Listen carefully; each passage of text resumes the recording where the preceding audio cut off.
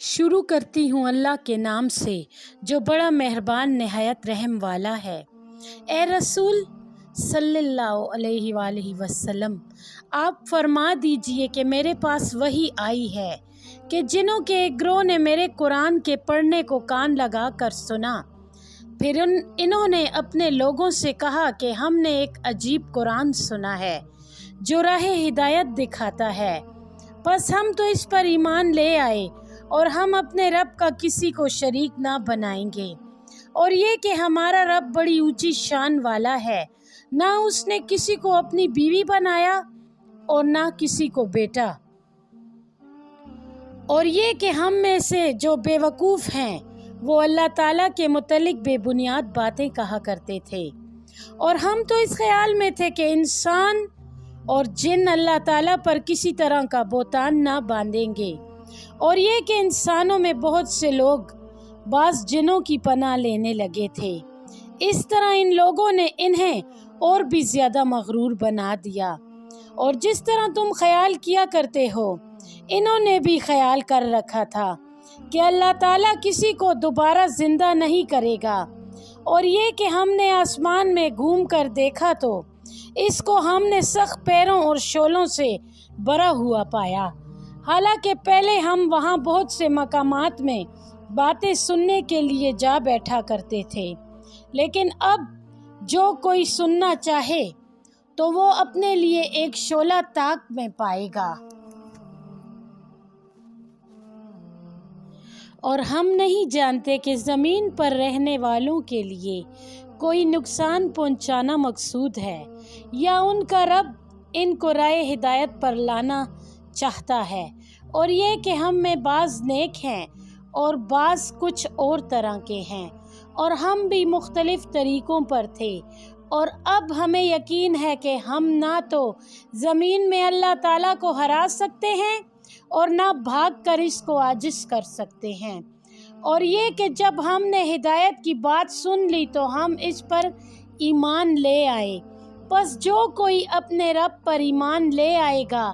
تو اس کو نہ کسی نقصان کا ڈر ہوگا اور نہ کسی زیادتی کا،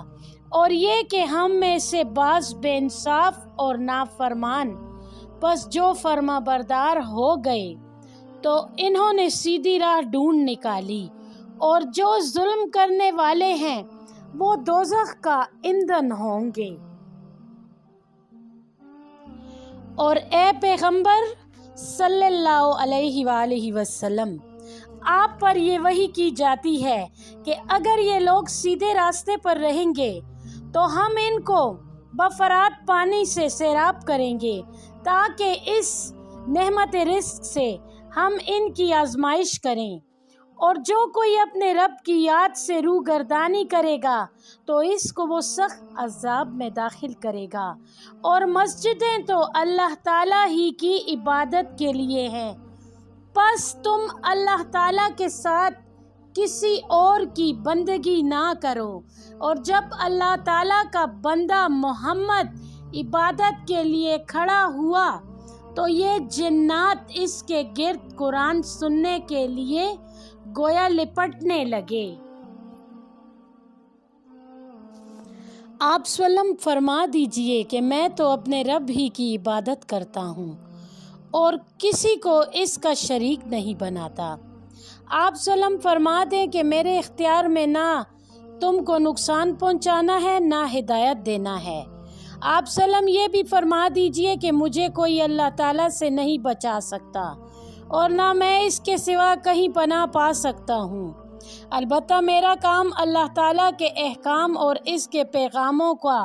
پہنچا دینا ہے، اور جو کوئی اللہ تعالیٰ اور اس کے رسول کی نافرمانی کرے گا تو اس کے لیے جہنم کی آگ ہے جس میں یہ ہمیشہ ہمیشہ رہا کریں گے، یہاں تک کہ جب وہ اس عذاب کو دیکھ لیں گے جس کا ان سے وعدہ ہے تو اس وقت وہ جان لیں گے کہ کس کے ساتھی کمزور اور گنتی میں تھوڑے ہیں۔ آپ سلم فرما دیجئے کہ میں نہیں جانتا کہ جس کا تم سے وعدہ کیا گیا ہے وہ دن قریب ہی ہے یا میرے رب نے اس کے لیے کوئی مدت دراز کر رکھی ہے۔ اللہ تعالیٰ عالم غیب ہے، پس وہ اپنے علم غیب کو کسی پر ظاہر نہیں کرتا،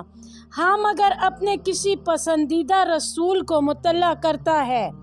تو اس کے آگے اور اس کے پیچھے محافظ فرشتے مقرر فرماتا ہے تاکہ جان لے کہ انہوں نے اپنے رب کے پیغامات پہنچا دیے ہیں اور ان کے سارے معاملات اس کے احاطۂ علم میں ہیں اور اس نے ہر چیز کو گن رکھا ہے۔